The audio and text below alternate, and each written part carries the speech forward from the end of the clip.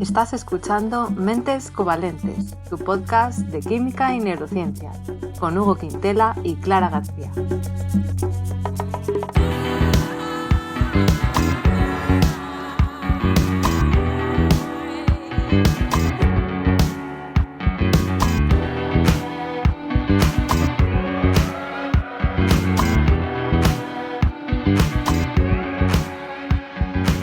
Bienvenidos al episodio 43, en el que vamos a hablar del oxígeno, nada más y nada menos. Hugo, ¿qué tal? Bien, aquí respirando. ¿Tú qué tal? Respirando. Espero que tú también. Pues sí, hombre. Me está costando un poco porque estoy un poco acatarrada, pero sí, estoy respirando. Vaya, la pandemia se cobra una nueva víctima. Vale. Ha llegado, exactamente. Y bueno, pues hoy vamos a hablar de algo que nos sonará, yo creo que un poco a todos, ¿no? Porque el oxígeno, aunque... Quieras que no. Quieras que no, aunque no sepas ni qué estructura tiene, química, te suena porque está en el aire, ¿no? Cuéntanos, Hugo, tú como químico... Está en el aire, como el amor. Como químico, ¿qué tienes que contarnos del oxígeno? Sorpréndeme. Pues... Sí, primero te voy a contar como histórico de la química, te voy a contar. ¿Por qué? Porque tengo el guión así estructurado, ¿vale? Así que, en realidad, esto lo voy a resumir mucho porque ya lo explicamos en otro capítulo. Estuve pensando qué capítulo fue y no me acuerdo, ¿vale? Pero la cuestión, finales del siglo XVII, la gente no sabía que había oxígeno por ahí. La gente pensaba que el aire era una cosa. O sea, era en plan, probablemente sea una sola sustancia el aire. Bueno, ya se iban descubriendo cosas que había más de una cosa. La cuestión que hasta finales del siglo XVII se pensaba que cuando quemabas algo, ese algo no ganaba oxígeno, ¿vale? Porque hoy sabemos, y os recuerdo, que cuando quemas algo, lo que pasa es que ese algo se oxida y gana átomos de oxígeno. Pero antes se pensaba que se perdía algo. Y ese algo que se perdía se le llamaba el flogisto. Sí, esto sí que es verdad que en algún sitio lo comentaste. Sí. Y dirás tú, ¿de dónde viene el nombre flogisto? Pues la verdad es que no lo sé. Lo miráis. Muy flojo. Era muy flojito, claro. Entonces, ¿qué pasa? Esto se basaba en el experimento de que, por ejemplo, tú coges un cacho de carbón, coges un trozo de carbón, lo quemas y al final, ¿qué te queda? Pues unas cenizas blancas y, bueno, luego movidas que van al aire, ¿no? Entonces, claro, la gente decía, a ver, si yo quemo carbón y luego me queda una ceniza que pesa mucho menos... Es que al quemar cosas yo pierdo cosas. Claro. Bueno, estoy simplificándolo un poco, ¿no? Pero es uno de los ejemplos. Claro. Y entonces decían, vale, pues está perdiendo flogisto. Y lo que pasa es que cuando lo pierde, el aire circundante se convierte en aire flogistizado. Y el aire flogistizado no se podía respirar, por lo que sea. Malo. Vale. Bueno, o sea que tenía cierto sentido. O sea, estaba mal, pero tenía cierto sentido. Sí, mejor no respirar mucho, ¿no? El aire de al lado de la hoguera. No, bueno, me refiero a lo de que pierdes en vez de que ganas. Pero bueno, ¿qué pasó? Que vino Lavoisier, que no era austriaco, era francés. Y claro, que es uno de los padres de la química moderna. O sea, si no fuera por él, estaríamos en la edad de piedra todavía. Y entonces este hombre pues hacía experimentos con mucho rigor, ¿sabes? Lo medía todo bien, lo medía precisamente, dejó de utilizar símbolos, bueno, o por lo menos promovió que se dejaran de utilizar símbolos alquímicos que no lo entendía ni su madre, ¿sabes? Cada uno tenía su propio símbolo y así no había manera. La cuestión, que dijo, salid de ahí que no tenéis puta idea. Y entonces empezó a hacer sus cosas y demostró que si cogías, por ejemplo, metales, o por ejemplo azufre, o por ejemplo fósforo, y ahí los quemabas, o sea, iniciabas una combustión, todos estos no perdían masa, sino que ganaban masa. Porque claro, tú quemas plomo, bueno, quemas, a ver, no es quemar, pero bueno, hacías una combustión de plomo, digamos, o de azufre o de fósforo, y esos elementos ganaban peso, clarísimamente. Entonces, esto ya básicamente ya desmontaba la teoría de por sí. La cuestión, que se dio cuenta de que las cosas que quemabas ganaban algo, y ese algo que ganaban lo llamó oxígeno, y dedujo que era un gas. Entonces, poco a poco se fue relegando esa teoría del oxígeno a la inutilidad, porque es lo que es. La cuestión que a finales del siglo XVIII pues, se dedujo ya la composición de muchos óxidos metálicos gracias a estos experimentos. Se supo que eran, ¿sabes?, dos compuestos, el metal más oxígeno. Y le llamó oxígeno que era dador de acidez o creador de ácidos, porque muchos ácidos contienen oxígeno, como por ejemplo el ácido sulfúrico. O sea que eso es lo que significa la palabra oxígeno. Sí, creador de acidez. Pero bueno, a día de hoy se sabe que no todos los ácidos llevan oxígeno. Pero de aquella, pues se pensaba en aquella época... Por ejemplo, el ácido clorhídrico no lleva oxígeno, es solo HCN, ¿sabes? Ya, tiene sentido, sí. Bien, entonces, hablemos del oxígeno en la naturaleza. ¿Qué te parece? Hablemos, sí. Bien, yo, claro, pienso oxígeno, yo pienso en el aire, pero claro, No está pues solo piensas ahí. Bien. No, bueno, voy a hablar del oxígeno elemental, ¿vale? Para empezar. Y el oxígeno elemental puede ser elemental de dos maneras. Una es como O2 y otra es como O3. Vale, aquí te puedo parar un momento. Venga, vale. Cuando se dice oxígeno elemental o cualquier cosa elemental, ¿qué quieres decir, querido Watson? Elemental es cuando está solo reaccionado consigo mismo, digamos. O sea, vale. Que es el elemento tal como se encuentra en la naturaleza sin reaccionar con ninguna otra persona. Solo reaccionando consigo mismo y de ahí a ver qué sale. Ok, porque yo pensaba pensaba mal, porque no me acordaba, que era solo, en plan, el elemento como la tabla periódica, en plan, O, no O2. Sí, claro, eso sería el elemento oxígeno. Pero el oxígeno elemental, sí, igual es un poco confusillo. Vale, pero sí. Está bien saberlo. Entonces has dicho que el oxígeno elemental es O2 y O3. Correcto.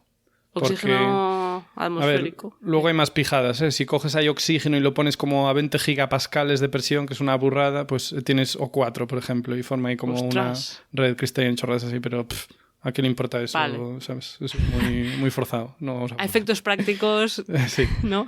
Entonces, el oxígeno que más conocemos, por cierto, las formas elementales se llaman alótropos. Entonces voy a hablar de dos alótropos. Las diferentes formas. Entonces, como decía, uno es el O2, ¿vale? Que es un oxígeno unido a otro oxígeno. Sí, las distintas formas elementales son los alótropos. Bonita palabra.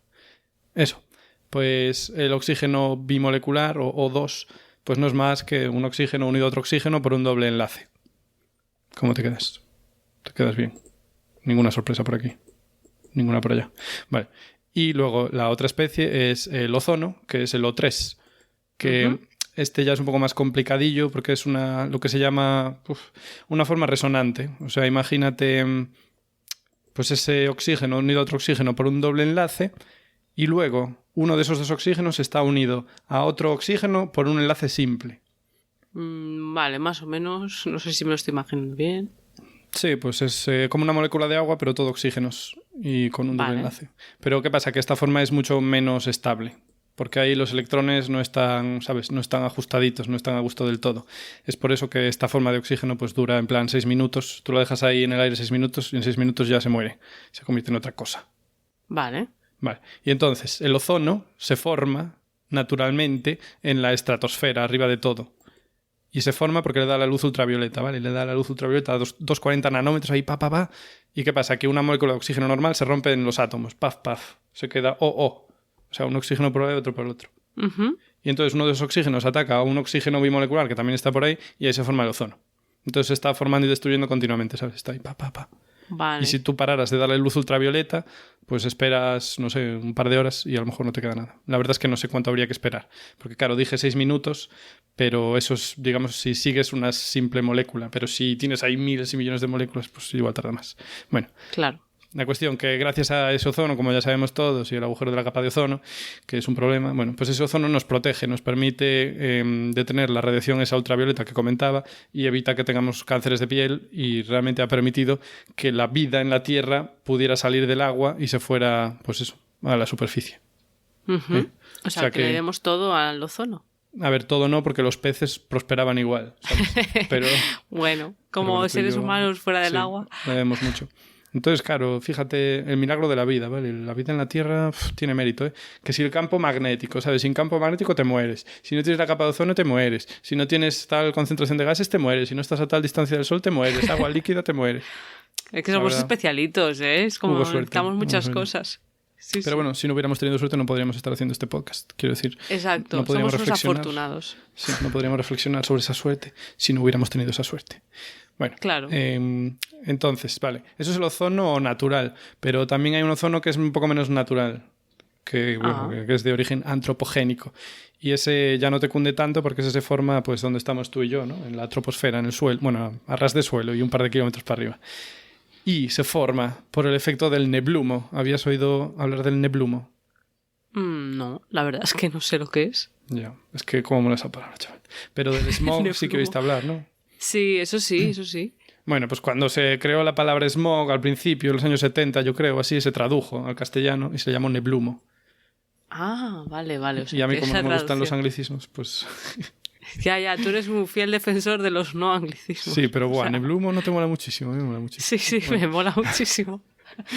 Soy fan de esa palabra que acabo de aprender. La cuestión que este neblumo pues está formado por un montón de gases, ¿no? Entre el que hay pues óxidos de nitrógeno, óxidos de azufre y también ozono, ¿vale? Esa boina amarillenta que se ve en las ciudades ahí cuando no se mueve mucho el aire, pues eso es el neblumo o el smog. Y entonces, ¿qué pasa? Que el neblumo, como dije, tiene óxidos de nitrógeno. Entonces, ¿qué pasa? Que esos óxidos de nitrógeno que tienes a ras de suelo también se rompen con la luz del sol. Pero no requieren esa luz que forma el ozono en la estratosfera. Quiero decir, la estratosfera nos bloquea las peores radiaciones ultravioleta y entonces esas peores no llegan aquí. Pero llegan otras, no tan malas, pero al tener esos óxidos de nitrógeno y haber oxígeno por ahí, el óxido de nitrógeno se rompe, también libera un átomo de oxígeno y ese átomo de oxígeno pues hace lo que pasa en la estratosfera. Reacciona con una molécula de oxígeno y se forma ozono. Entonces, no sé si... ¿Y qué pasa? Que ese oxígeno ese ozono... Sí. En estas capas más bajas es perjudicial. A ver, el ozono para respirarlo es perjudicial esté donde esté. Tú si te vas a la estratosfera también te va a jorobar, ¿sabes? El ozono. Pero sí, aquí, claro, hace daño porque hay seres vivos que lo pueden respirar y que les toca la piel. Entonces eso, por el smog entonces pues genera ozono. Y entonces el ozono es súper reactivo, es muy agresivo. Vale. Le gusta mucho, por ejemplo, unirse a dobles enlaces, incluso romperlos. Hay una reacción muy típica de química orgánica que se llama la ozonólisis, que como su nombre indica, pues es rotura usando ozono. Entonces tú metes ahí, tienes un generador de ozono artificial, ¿no? Que lo genera en un rollo cerrado y con eso puedes romper moléculas, ¿sabes? Tú metes ahí tu molécula y dices, me sobra este trozo. Lo metes ahí, le quitas el trozo. ¿Cualquier luego... molécula? No. No, esta reacción se da para dobles enlaces. Claro. Pero te los puede romper de cuajo, ¿eh? O sea, tú tienes... pues eso, un doble enlace, ¿sabes? Como por ejemplo los ácidos grasos con insaturaciones, tú metes eso ahí y te lo rompe en trocitos. Depende cuánto tiempo lo dejes reaccionar y cosas así, pero también puede romper triples enlaces. Muy interesante. Y te da ácidos. En general. ¿El ozono no era algo que también se utilizaba para desinfectar? Correcto. Sí, porque como ya dije es muy agresivo. Entonces, claro, si te rompe los ácidos grasos, ¿qué le hará a tus membranas celulares que requieren ácidos grasos? Eso estaba pensando. Me has leído la mente. Sí, joder, es que es increíble. Son muchos años ya. Es que es mentes covalentes, entonces... Claro, de eso, de leer la mente hablando de química. Vale, entonces también hay muchos polímeros que tienen muchos dobles enlaces. Entonces, cuando se exponen al ozono, se agrietan. No sé si viste nunca un abrigo de polipiel agrietado. ¿Alguna vez lo viste? Pues no sé qué decirte. De piel agrietada. Ah, vale, ya. Creo que ya sé. Sí, lo he visto. Bueno, me estoy tirando el moco, pero a lo mejor fue el ozono, ¿sabes? Pero bueno, se sabe que cuando expones ciertos polímeros plásticos a ozono, polímeros que tienen pues eso, dobles enlaces, se rompen, se agrietan. Y no sé si a día de hoy, pero antes una forma de medir el ozono o saber si había ozono era eso, exponer cauchos a los ambientes en los que se creía que había ozono. Y entonces se veía cuánto se escachuflaba y así se sabía si había ozono o no. No sé si era muy cuantitativo, pero bueno, la cuestión es... Así a grandes rasgos. Sí, ¿qué ozono? Que está roto. Vale. Entonces eso, el ozono súper reactivo. El oxígeno bimolecular, el O2, bastante reactivo también, pero ni de lejos tanto, ¿vale? El ozono es mucho, mucho peor. Entonces, también una cosa curiosa, te dije que se forma el ozono por el smog, por el neblumo, pero no te dije también que se forma en las fotocopiadoras. Ostras, ¿qué dices? ¿Y eso? Sí, las fotocopiadoras gordas, pues no tengo muy claro si es por una, por otra o por las dos cosas, pero bien, porque generan o necesitan ciertas descargas eléctricas o cierto, ¿sabes? No sé, arco eléctrico, que ahí se genera ozono, porque los rayos también generan ozono. En vez de por luz, pues mira, por energía eléctrica, que rompe moléculas de oxígeno también, y entonces genera ozono. Y también porque utiliza para hacer copias radiación ultravioleta. Entonces, tú si estás en una copistería enorme y hay mala ventilación, igual te tienes que preocupar un poco. Pero bueno, con que se cumplan las medidas, ¿sabes?, de regulación de trabajo, debería estar todo bien. Ya, debería estar bien. Pero no te rodees de 200 fotocopiadoras funcionando ahí a todo trapo, que entonces pues te va a envenenar un poco. Mala cosa. Pero vamos, con una normal en tu trabajo no pasa nada. Sí, exacto. Vale. Pero mejor no respires. No, es broma. No quiero llamar al pánico. Tápate la nariz. Vale. Entonces, ¿por qué es así relativamente reactivo el oxígeno? Pues es un poco complicado.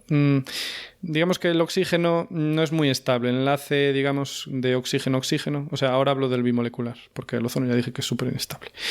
Si voy con el bimolecular, vale, pues eso. El enlace oxígeno-oxígeno es un poco flojillo.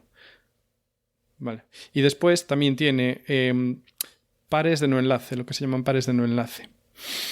¿Qué es esto de pares de no enlace?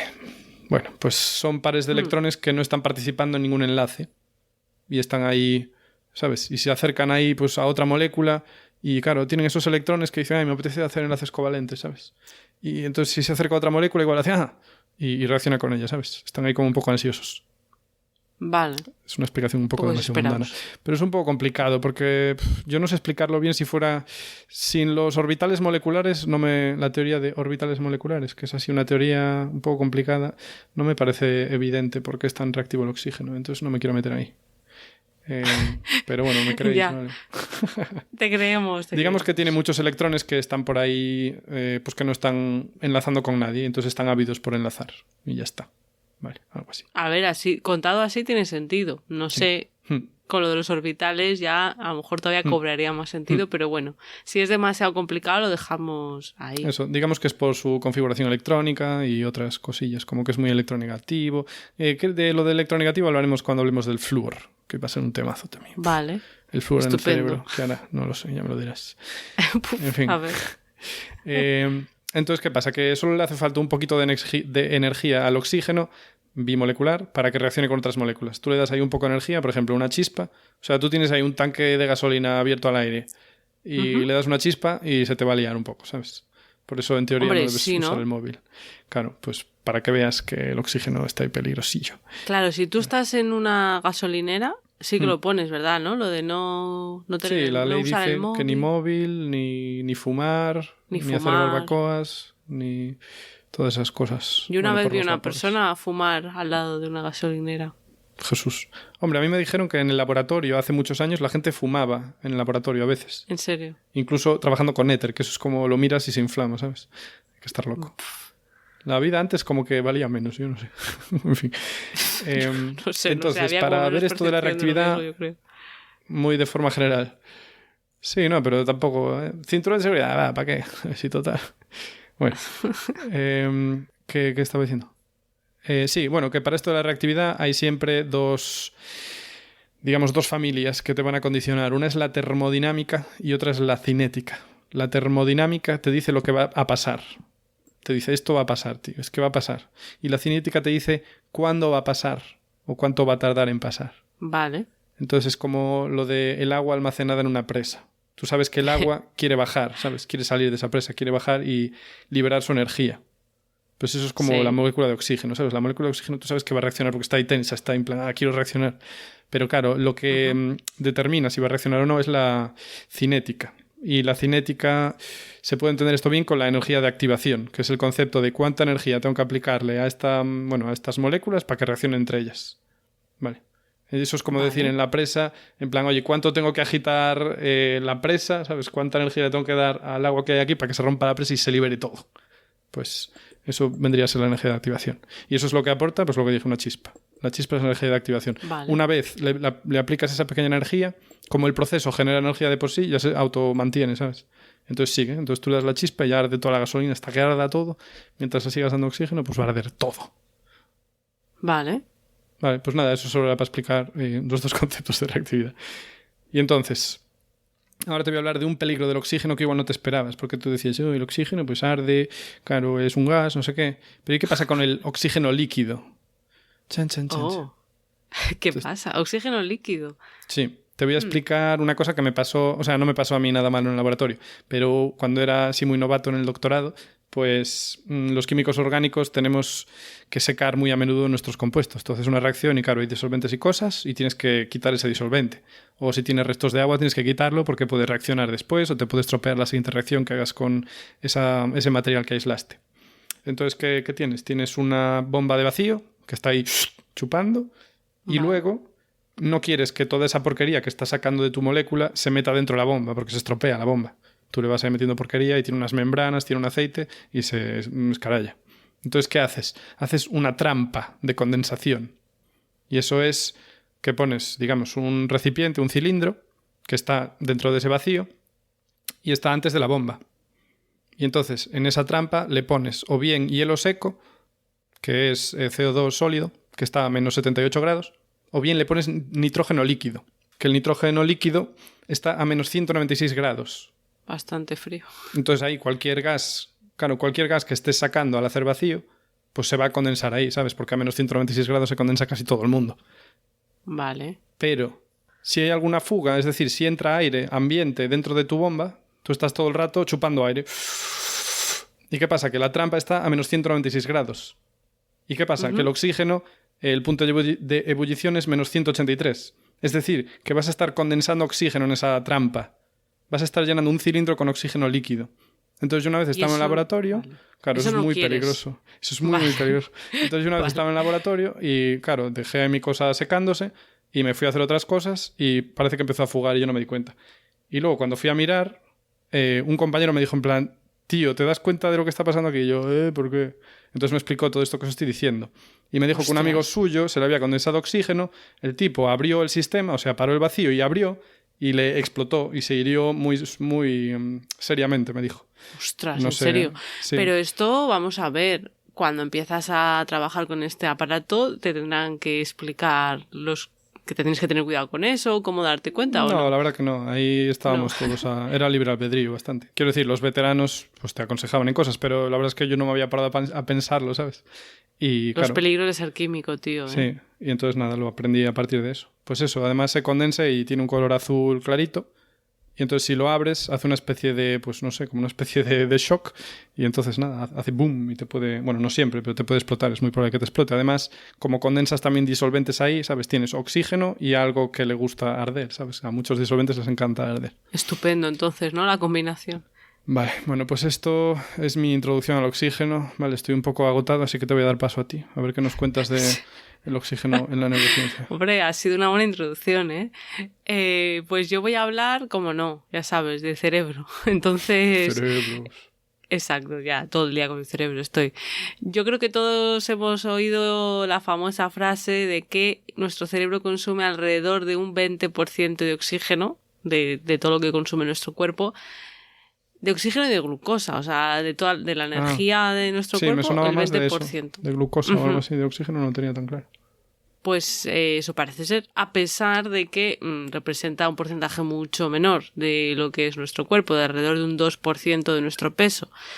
Entonces, primero podemos plantearnos por qué le hace falta glucosa y oxígeno, por si acaso, ¿no? Hombre, antes porque este intelecto no se mantiene solo, ¿eh?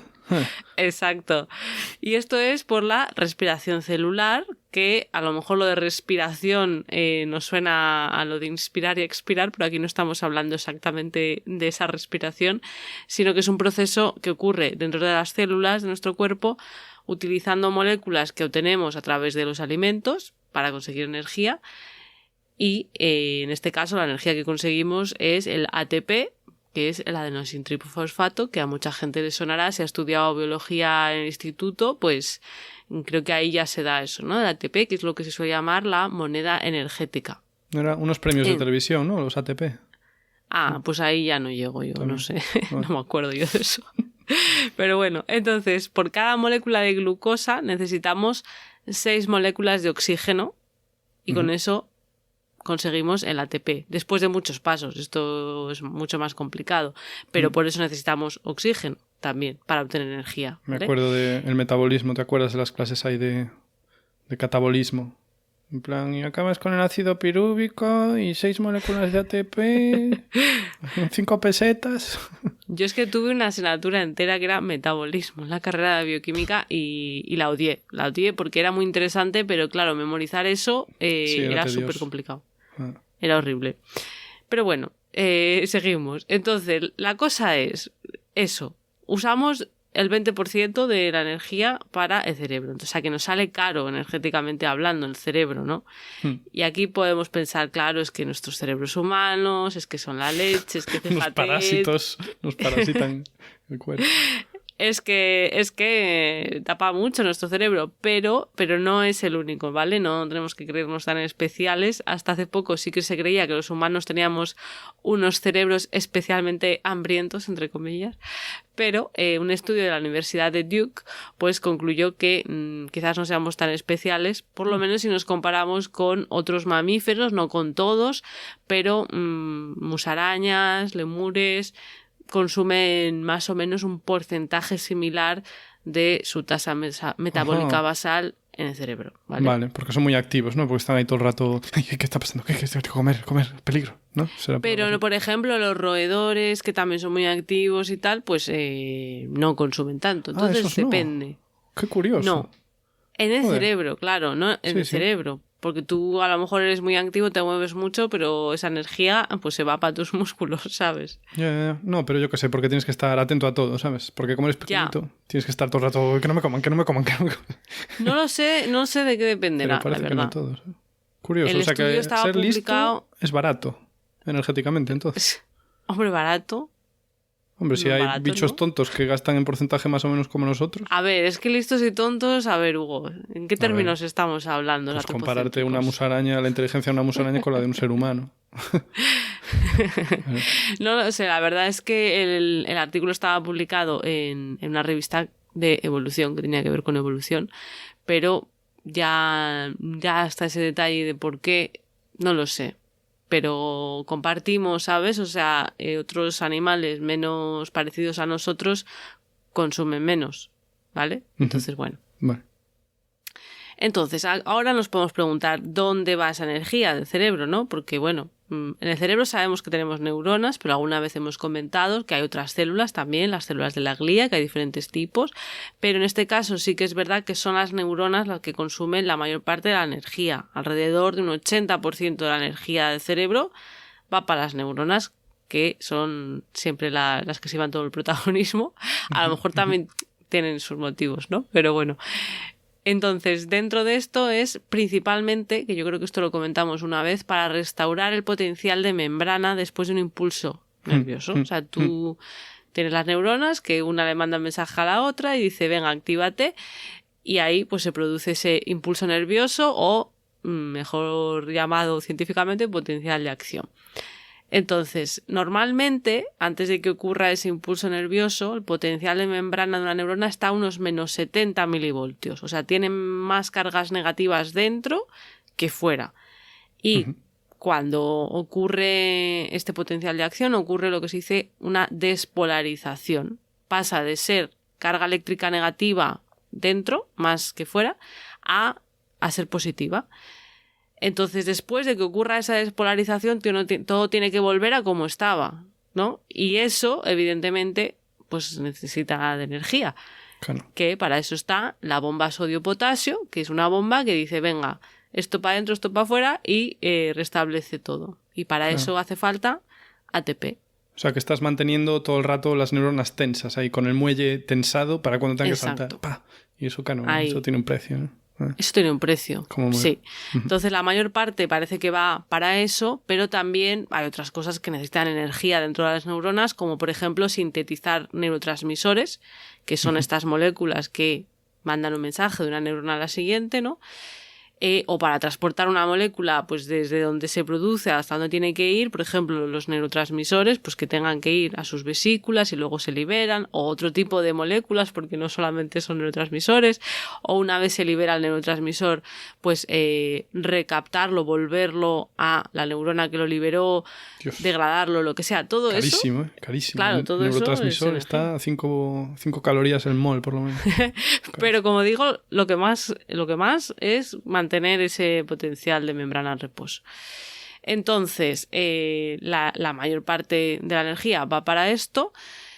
Podríamos pensar entonces que si tiene que ver con restablecer la normalidad después de que ha habido un impulso nervioso, cabe esperar que los requisitos energéticos de nuestro cerebro no sean uniformes en todas las zonas del cerebro todo el rato. Muy justo. ¿No? Sino que, exacto, según si estoy usando más unas neuronas que otras, pues ahí tiene que ir más energía, ¿no? Tiene sentido, yo creo. Bueno, ahora vas a decir que no es así.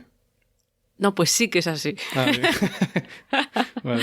Así es. Y de hecho, en esto se basa, por ejemplo, la técnica de resonancia magnética funcional, que hablamos de ella hace mucho en uno de los primeros episodios. Sí. Con esta técnica, la funcional, porque existe la estructural, que simplemente es para ver pues, la estructura del cerebro, pero la resonancia magnética funcional nos permite inferir qué regiones del cerebro se están activando más que otras. Tiene que ver con este principio de que si estoy utilizando más una región del cerebro, pues en ese momento tiene que llegar más riego sanguíneo para dar más glucosa, para dar más oxígeno, etcétera, ¿vale? Buah, qué orquesta. Entonces, bien sincronizada, es que es tremendo. Exacto. Y todo para que pienses chorradas al final, pero bueno. Eso, exacto. Entonces, claro, te puedes preguntar, ¿y cómo pasa esto? ¿Cómo sabe el cuerpo a qué zonas del cerebro tiene que mandar, ¿no? Más riego sanguíneo? Eso, ¿cómo lo sabe? ¿Cómo lo sabe? Bueno, pues parece ser, la evidencia científica indica que tiene que ver con el óxido nítrico, ¿vale? ¡Un día! ¡Qué guapo! Ah, amigo, vale. Ya ves.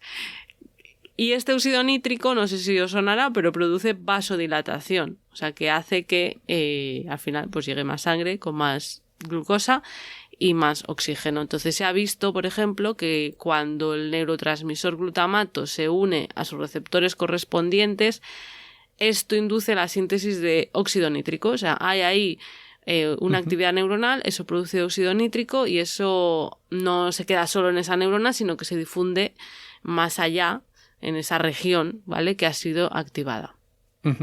Y no es lo único, parece ser que también pues, los astrocitos median esta regulación del riego sanguíneo, que los astrocitos son pues, otras células que hay en el cerebro, que forman parte de las células de la glía, y esto tiene que ver con la regulación de calcio. O sea que es bastante complejo todo, pero bueno, nos quedamos con la idea de que cuando hay esa actividad neuronal, mediante mensajeros se indica que tiene que llegar pues más energía, más oxígeno, más glucosa, y así es. O sea que esta es la primera parte mía introductoria de a dónde va el oxígeno del cerebro, y te devuelvo la palabra, Hugo. Como químico, sigue contándonos. Muchas gracias, qué más tienes que ofrecer. O sea que cuando se te hincha la vena ahí de la frente, igual es porque estás con óxido nítrico ahí, ¿no? Por ejemplo. Bueno, puede ser. Vale, pues como estábamos hablando del oxígeno, que no se nos olvide, que yo voy a decir, o bueno, quizá alguien se haya preguntado en nuestra audiencia, en plan, a ver, pero listo, que eres un listo, si el oxígeno es tan reactivo, el ozono dura poco tiempo, el oxígeno va a reaccionar con todo, ¿por qué hay tanto oxígeno? Porque mira que no hay oxígeno, ¿eh? Hay oxígeno molecular, me refiero, para dar y tomar. O sea, tanto que la atmósfera en volumen es 21% oxígeno, que no es poco, ¿eh? No es poco. Joder, bastante. Claro, si no hubiera vida en la Tierra, esto de hecho lo comentamos hace 2 capítulos, creo. Pero bueno, si no hubiera vida en la Tierra, pues el oxígeno estaría prácticamente todo ya... O sea, habría oxidado el oxígeno cosas y no habría ningún oxígeno gas. Pero sí que hay vida en la Tierra. Entonces, ¿qué pasó? Vale. Que un buen día, hace 2.500 millones de años, un jueves probablemente, aparecieron las cianobacterias. Vale, amigas, vale. Sí. ¿Y qué pasa? Que estos oxígenos hacían una fotosíntesis que flipas. ¿Y qué pasa? Que en la Tierra había mucho CO2 de aquella. Porque CO2, ¿sabes? Los volcanes largaban mucho CO2 y había un montón de CO2 en la atmósfera. Entonces, ¿qué pasa? Ahí había comida para hacer fotosíntesis, también había luz del sol, claro, porque el sol ya estaba hace 2.500 millones de años. Y entonces estos organismos que mutaron, digamos, para hacer la fotosíntesis, tuvieron la suerte de tener la capacidad de hacer la fotosíntesis, empezaron ahí a hacerlo, ¿no? A hacer lo que sabían hacer, fotosintetizar. ¿Y qué pasa? Que el oxígeno es un subproducto de la fotosíntesis. O sea, orinaban oxígeno. Pero, ¿por qué se dio? Porque se dio una especie de explosión, ¿no? De oxígeno. O sea, en un par de millones de años, con un par quiero decir más de 2, pero a lo mejor son 300 o 400. Pero bueno, en un par de millones de años se llenó la atmósfera de oxígeno. Y realmente no se sabe por qué se dio, digamos, una especie de explosión, porque a escala geológica es muy rápido, ¿sabes? Que de repente todo se llenara de oxígeno. Porque, bueno, hay distintas teorías. Unas teorías dicen que estas cianobacterias al principio morían al generar el oxígeno. Quiero decir, es como que se ahogaban en su propia orina. Porque tenéis que pensar, vale. Lo de aquella no existía la respiración, ¿vale? Cuando empezaban estas, obviamente no existía la respiración porque no había oxígeno molecular para respirar. Entonces, tal. Pero entonces llegó un momento que dejaron, digamos, de envenenarse con su propio oxígeno y entonces la gente empezó también a respirar. Entonces esto hizo que, bueno, que proliferaran incluso aunque la concentración de oxígeno fuera enorme, ¿sabes? Porque claro, si te ahogas en tu propio residuo no puedes, pero si lo resistes, sí. Entonces hubo una especie de explosión de estas cianobacterias y llenaron la Tierra de oxígeno, ¿vale? Del 0,00% al 20% que tenemos hoy en día.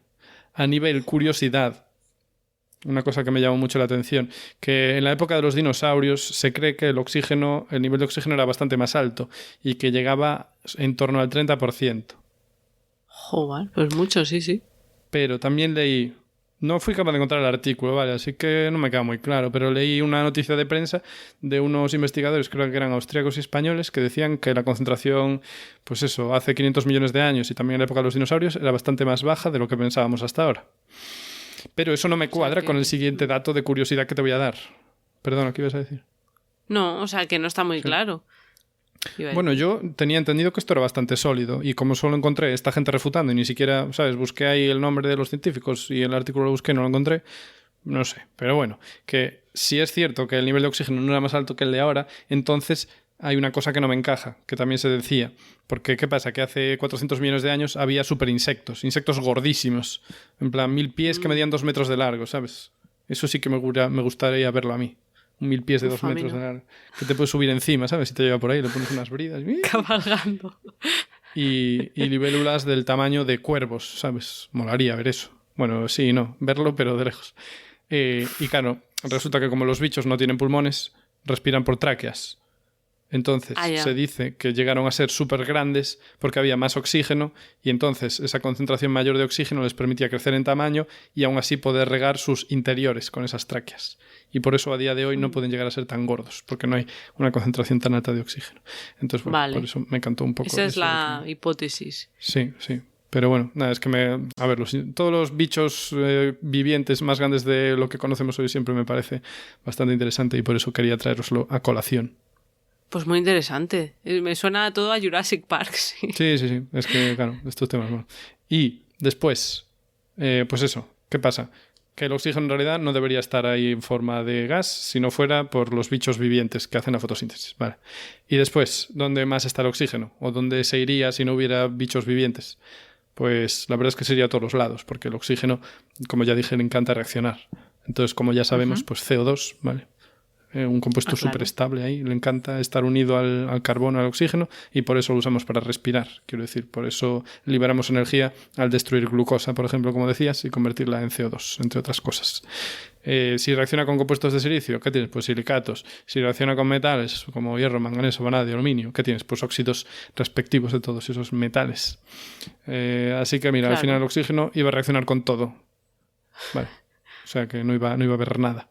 Y también como nota, decir que el oxígeno, como bueno, ya estuviste diciéndolo, pero yo voy a especificar un poco más, forma parte de los compuestos básicos de la vida. O sea, los azúcares tienen oxígeno, las proteínas tienen un montón de átomos de oxígeno, las grasas también tienen átomos de oxígeno, y los grupos funcionales que tenemos, bueno, los grupos funcionales son eso, ¿cómo llamarlos?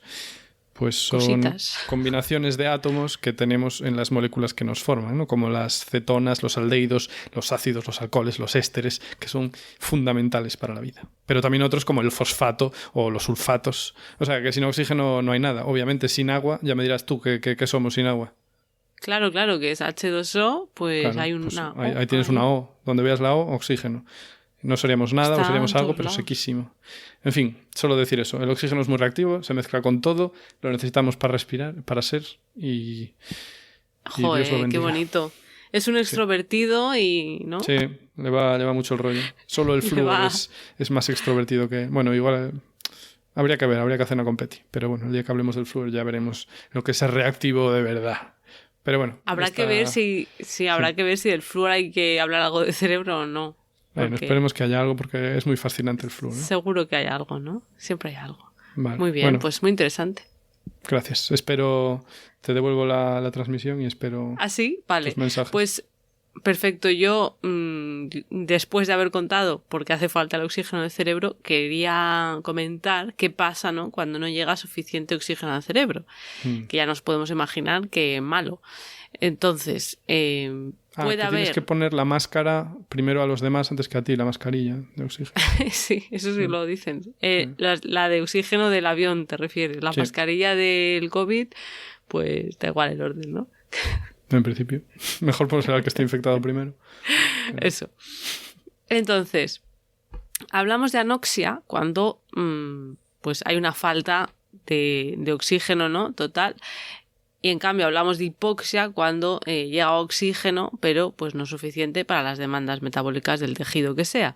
Pero bueno, al final se suelen utilizar como sinónimos, anoxia e hipoxia, al final, ¿no?, términos prácticos. Pero bueno, dicho esto, como el cerebro depende de un suministro constante de glucosa y oxígeno porque no es capaz de almacenar energía, no tiene ahí un sitio donde guardarla, digamos, pues si por lo que sea no llega suficiente riego sanguíneo al cerebro, pues en ese caso lo que pasa es que disminuye la producción de ATP porque no tenemos lo que nos hace falta para conseguir ese ATP, que hemos dicho que es energía, y lo necesitan las células para funcionar, es como su gasolina. Entonces nos podemos imaginar que eso va a dar lugar a problemas.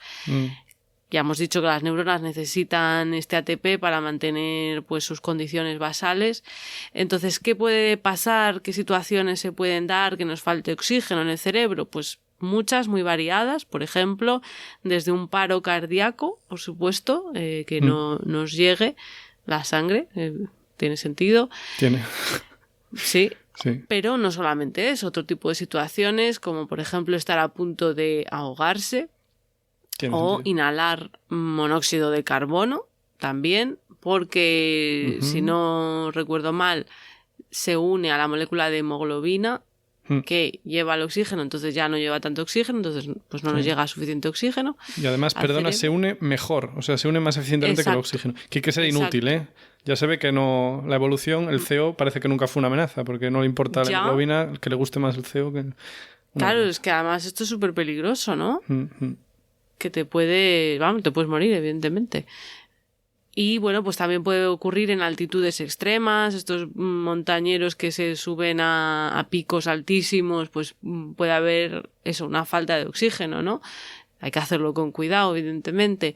Y luego también alteraciones que afecten al contenido de oxígeno en sangre, pues como una anemia muy severa, hipotensión sistémica, bueno, muchas situaciones que pueden dar lugar a esa falta de oxígeno. Entonces, si falta oxígeno en el cerebro, puede ocurrir muerte neuronal.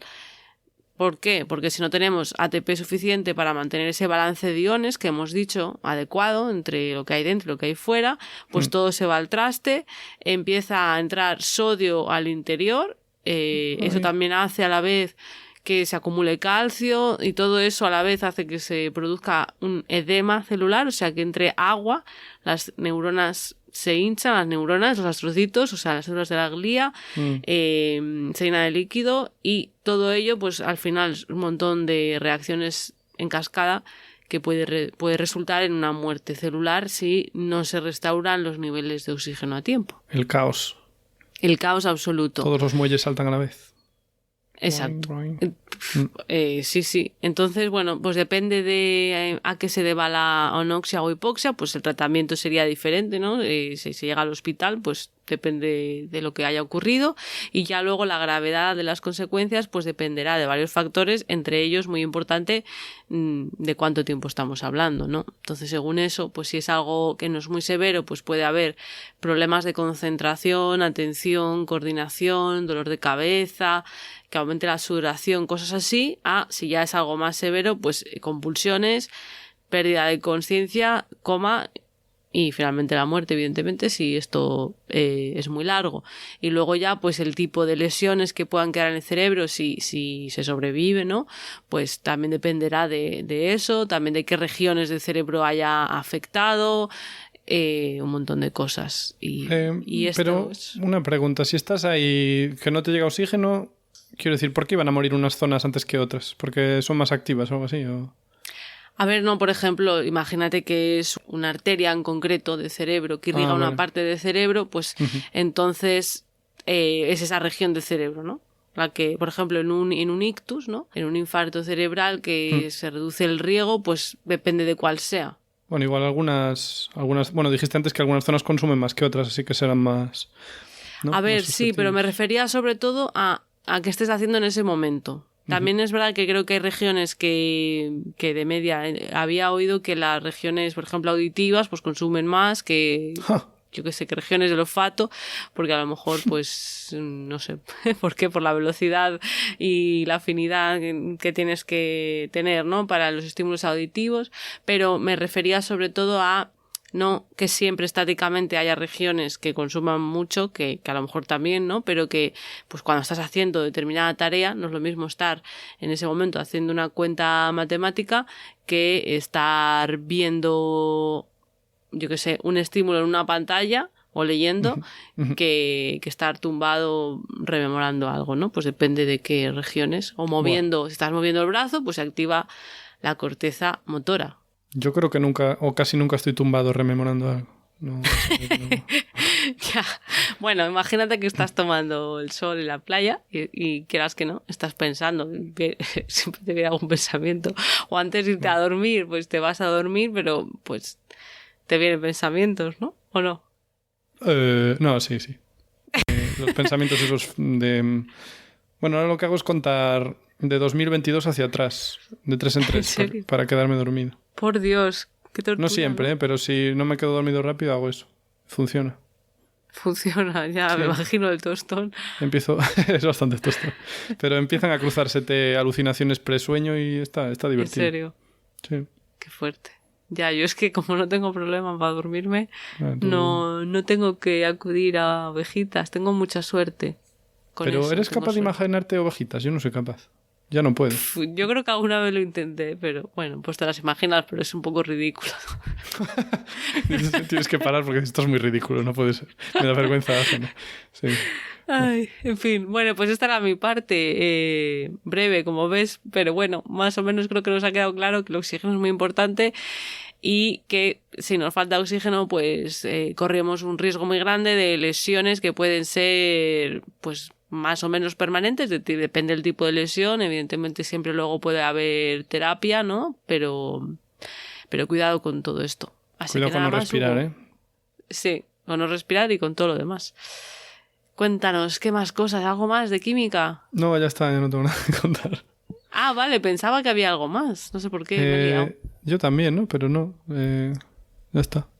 Vale, pues yo creo que hasta aquí el episodio de hoy. Yo creo que nos ha quedado muy claro que el oxígeno es un extrovertido que reacciona con todo y que además es muy necesario para nuestro cerebro y que puede producir muerte celular, muerte de las neuronas, incluso la muerte si falla el oxígeno completamente en el cerebro. No sé. ¿Algo más que añadir, Hugo? Sí, que no respiréis fuerte al lado de las fotocopiadoras y... Exacto. No, ya está, que era... Bueno, ya escuchasteis la parte de antes. No creemos alarmismos. No, por supuesto. Y voy a aprovechar antes de cerrar, si me lo permites, Hugo, para hacer un poco de spam mío propio. La cuña. ¿Te parece bien? Sí, claro. Sí, perfecto. Sí, mira, quería comentar, si alguno de vosotros, porque no lo sé, entre nuestros oyentes, estáis haciendo el doctorado, que creo que aquí nunca lo he comentado, tengo un proyecto en Instagram que se llama El Viaje del Doctorado, en el que doy consejos sobre cómo llevar mejor el doctorado, porque como ya sabemos es una etapa bastante durilla, alguna vez hemos hablado de esto aquí, y pues me podéis encontrar así, El Viaje del Doctorado, y además os podéis apuntar a mi lista de email a través de Instagram, que lo encontraréis ahí, y recibís consejos en vuestra bandeja de entrada si os apetece. Y nada más. Hasta aquí el episodio de hoy. Como siempre, las notas con todas las referencias estarán en la web de Podcastidae, la red de podcast a la que pertenecemos. La página web es podcastidae.com y si queréis apoyarnos, pues nos podéis dar al botón de suscribirse desde vuestro reproductor preferido, darle a me gusta, dejarnos comentarios. Por supuesto, nos podéis mandar emails a mentescovalentes@gmail.com y para estar al tanto de las novedades podéis seguirnos en redes. En Twitter estamos como @covalmentes y en Instagram y Facebook como Mentes Covalentes. Hasta la próxima. Neblumo.